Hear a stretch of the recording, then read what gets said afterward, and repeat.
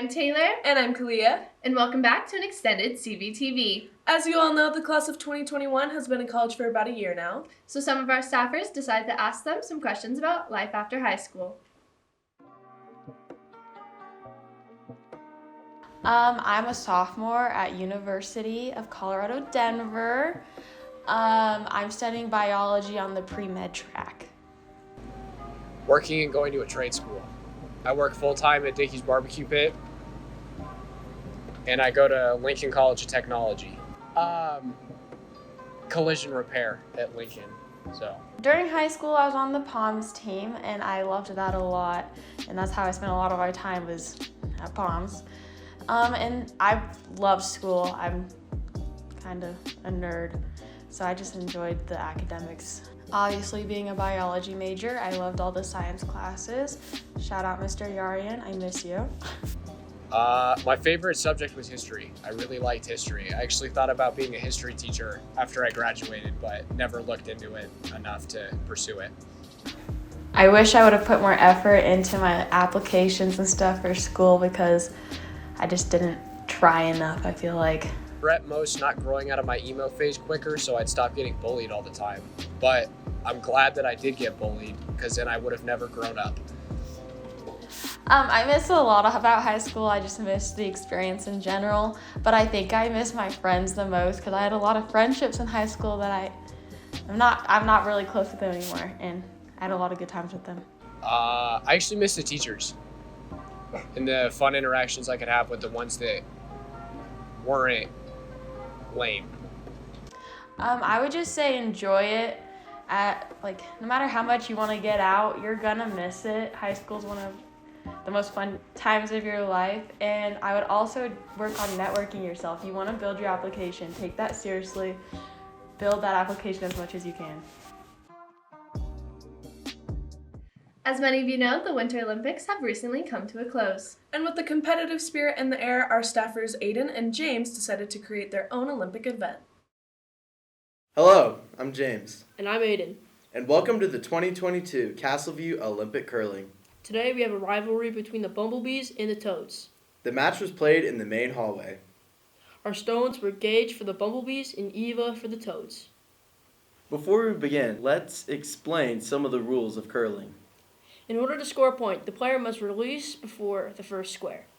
If the chair lands on the outside square, then that is 1 point. 5 points is the inner squares, and 10 points is the squares in the middle. The sweepers try and slow the chair down or speed it up.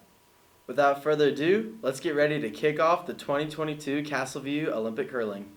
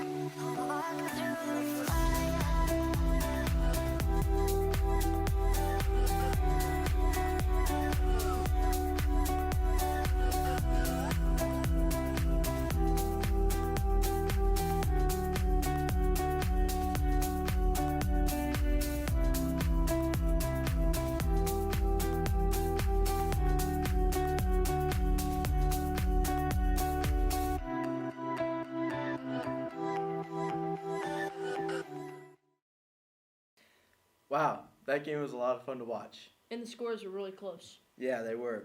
The Bumblebees had 10 points, and the Toads had 7 points. But sadly, due to cheating, the Bumblebees have lost and the Toads have won. The Toads have won the gold medal. Congratulations, Toads. Training for a sport takes a lot of time and effort. And to get a better understanding of how much you can grow, we spoke to Nathan Santiago about his journey through track and field. I joined the CV track team because I've been doing it since middle school, and like I said before, I love it so much. It's just such a fun activity to be outside and be running. I run the 110 and 300 meter hurdles. Last season was definitely a rough patch in terms of my track career.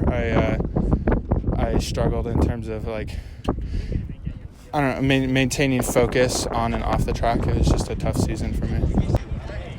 When I first met Nate, he was funny, and he seems to get along with all the other athletes, and he also works really hard. When I first met him, he worked really hard, and he can be real hard on himself,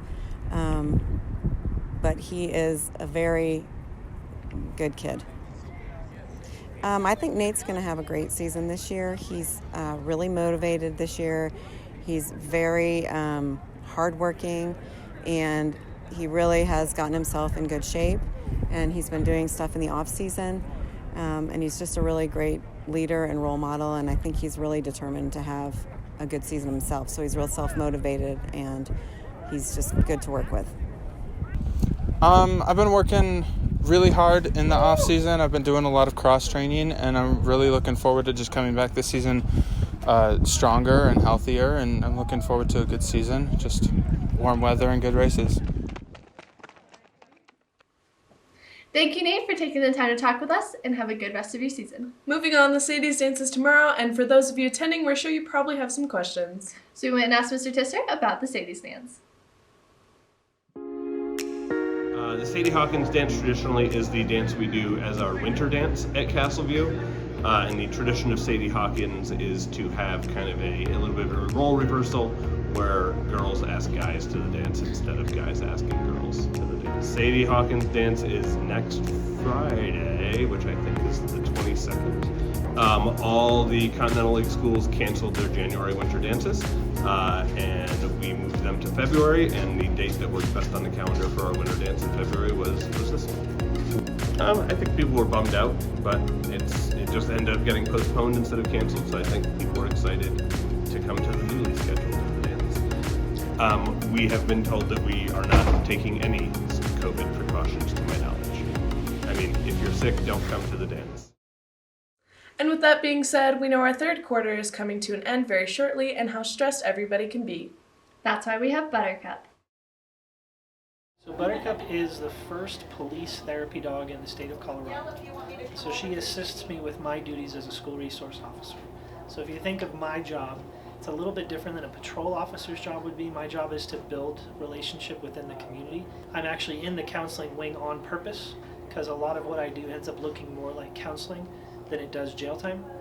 So she assists with things like anxiety and depression, suicidality, and also she's extremely helpful with our special needs community, specifically people who can't communicate how they're feeling or what they're thinking.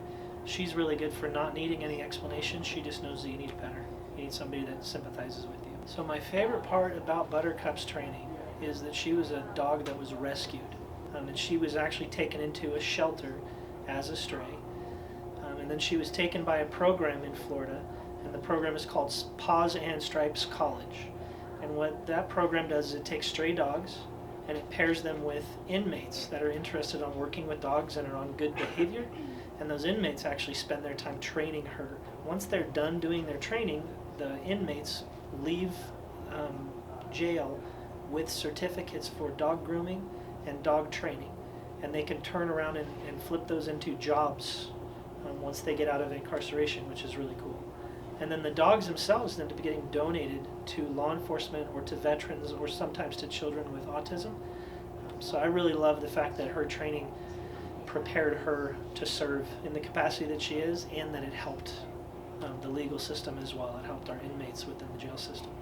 Mental health has been on a decline for the better part of 2.5 years. So it's important right now, specifically because of our context, that we have something like this to assist with bringing us up.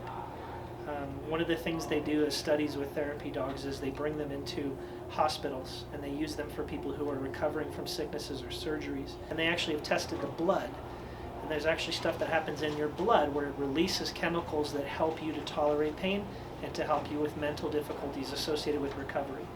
So she's actually like a technical tool that assists us not just by making you smile, but assists your body with processing things that are maybe a little more difficult. She's kind of the emotional equalizer. And I think if we were to test students' blood within the school, you'd see that there's an improvement in the way that we deal with those stresses and those pains and those pressures when you have a dog or a tool like this to interact with. To finish off today's show, we took a look at some of CV staffers' favorite memories from working here. Let's take a look.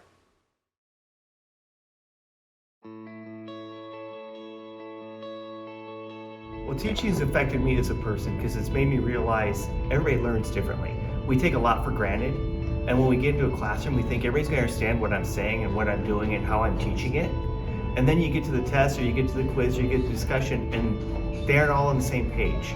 For me, one of the most rewarding, heartwarming experiences and statements that comes from a kid is that you care, and that all of a sudden math makes sense. To me, that is like, yes, that is why we're here. So for me, it's made me realize that every single person out there teaches differently, every single person out there learns different, and especially as a special ed teacher, which is what I do, people process it differently, and it's opened my mind up to other opportunities or other ways to teach or to reach other kids. That it's their experiences in the past, so I love being able to give kids those experiences, have them build confidence in themselves, and to know that there is, beyond a shadow of a doubt, that Ms. Toke cares about them. Probably one of the funniest things I saw was I found a car out in the parking lot and I put a ticket on it because it didn't have a parking permit. Well, the person just drove off the lot after I had booted him, broke the boot into a million pieces, and ended up having the police come out to his house, and he wasn't charged with the theft of the boot, but he ended up paying for it. That was pretty funny. So in essence, teaching is an amazing career, amazing place to be, but you have to have an open mind and make sure you're changing with the times. That's all for CBTV this week. To see more from us, check out our website, cbstudentmedia.com, or our Instagram at CBStudentMedia. And make sure to tune in next time for CBTV.